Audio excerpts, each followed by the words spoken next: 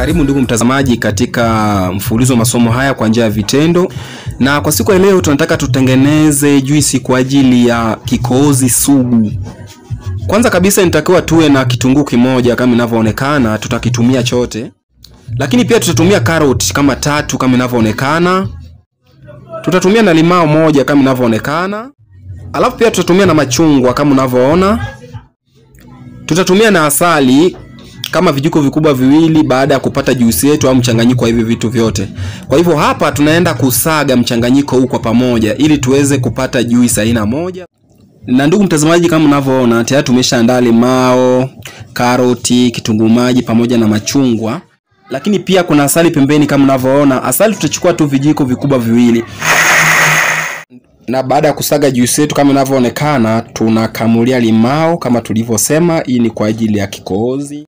Na ndugu mtazamaji, kama unavyoona tunaongeza asali kwenye juisi yetu, alafu tunakoroga vizuri.